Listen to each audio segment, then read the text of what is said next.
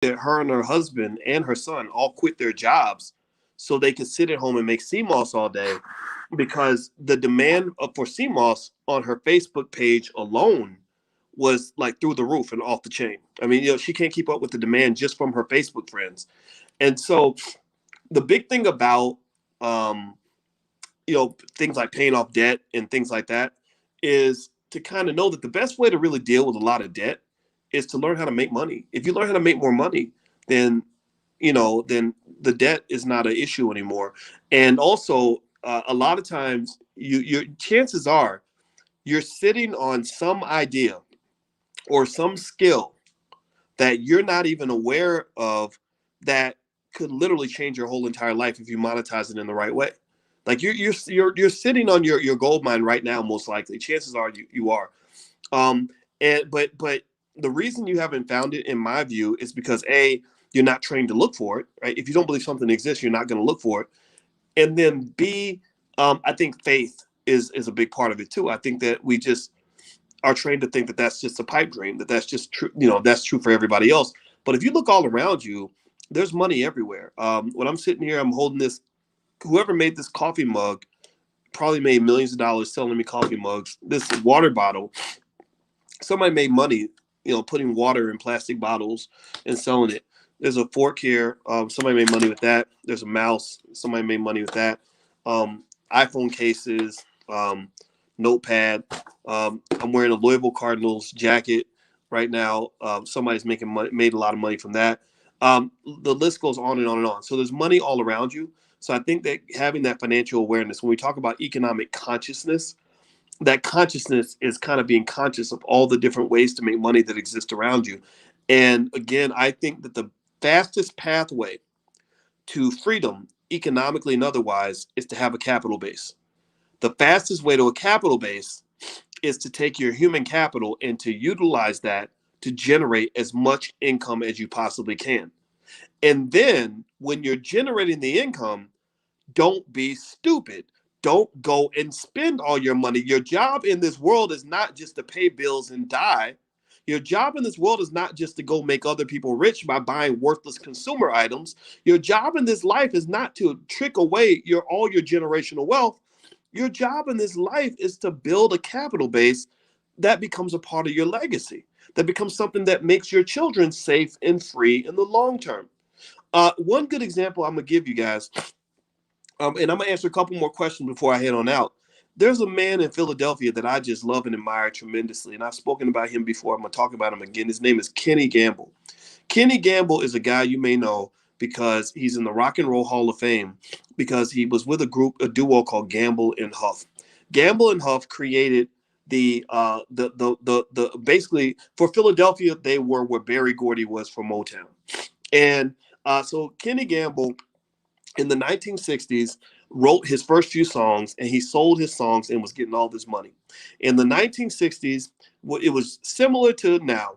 A lot of entertainers would get their money. They buy fancy cars and fur coats and,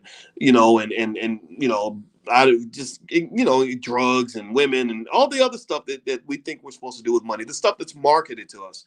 You turn on any rap song, they're marketing worthless consumption to you on a regular basis. That's why it's seeped into your subconscious mind. Repetition is the key to entering the subconscious mind. Music makes your subconscious mind more open to suggestion. So they're constantly suggesting very bad economic habits into your subconscious. So anyway, instead of doing what everybody else is doing, Kenny said, you know what? In my old neighborhood, the houses are really, really cheap.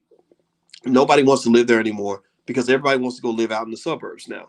So Kenny Gamble did exactly the opposite of what his friends were doing. He couldn't get any friends to do it with him, because when you're a visionary, it's a lonely journey. When you have the vision, the big picture idea for that's going to set your family up for generations, most of your relatives ain't even going to understand what you're saying. You're just going to have to do it and show them. They're not. Some of them are not going to be on board with you because they're just not going to get it. Forgive them, for they know not what they do. So Kenny Gamble went back to his old neighborhood, and he bought not one house, not two, not 10. He bought probably 100, 200 houses in his old neighborhood. He bought up everything he could get his hands on. And what happened later, 30 years later, is white folks started realizing, hey, wait, you mean this land, this real estate in downtown Philadelphia Actually, it has value. Wait, you mean, wait, and black people aren't as scary as we thought. And oh, you mean, oh, this waterfront property in downtown Philadelphia? Ooh, that's pretty nice. Imagine if you clean that up and you put a Starbucks on one corner and a dog park in the other corner, and clean, just making a nice, safe area to live. And we attract all the wealthy hipsters down here. We can charge insane amounts of money for rent. So they start gentrifying.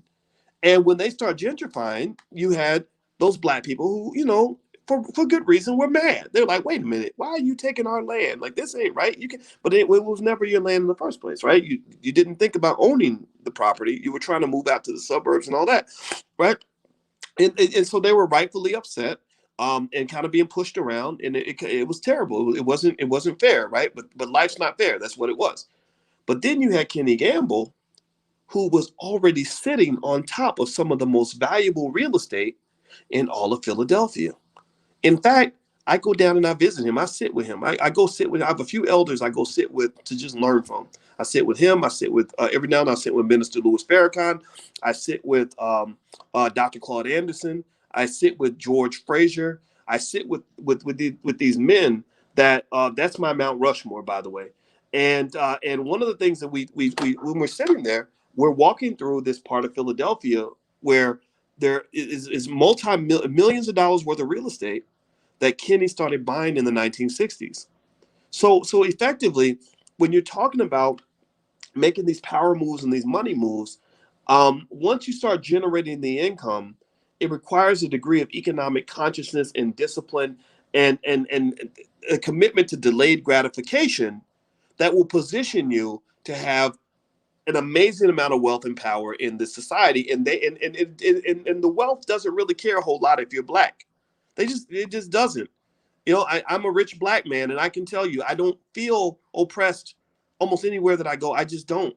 I'd be lying to you if I did. I could pretend. I could pretend like it's hard and scary, and white people are treating me bad, but I just don't. I don't. We don't have that experience, right? So position yourself to have the power. That's what you do. When they measure the cultures that do the best, when they measure groups of people who have the most success in this world, they find that one of the leading factors that drives whether or not that community is successful is their commitment to delayed gratification. That's it. If you can delay, if you can just commit to a basic idea that says, I'll sacrifice today so I can have more tomorrow, then you're going to win the game. You're going to win the race 99% of the time. You're definitely going to be further ahead than the people who simply react to what just happened, or who sit around and don't prepare. And then when things go bad, they freak out and get re-traumatized and go crazy. Lord Jesus, it's so hard out here to be black. But then there's always those black people in the back of the room who tend to be very quiet, who've been preparing all along because they understood that if you stay ready, you ain't got to get ready. When I was in graduate school, when I was in undergrad, I don't mind people making fun of me. I get cyber bullied a lot. There's a lot of people that make fun of me online, and they make fun. It's okay. I'm used to. I've been a nerd my whole life, and so they make fun of me online. And the reason it doesn't bother me is because I've been getting made fun of my whole life, and I've come to embrace that. And and so the reason I used to get made fun of 20 years ago was because when I was 27 years old, I wasn't out partying, I wasn't out tricking and getting into stupid situations. I wasn't out running around, claiming that I was a victim. You know what I was doing? I was studying, and I was studying 10 hours a day, 7 days a week, including Christmas.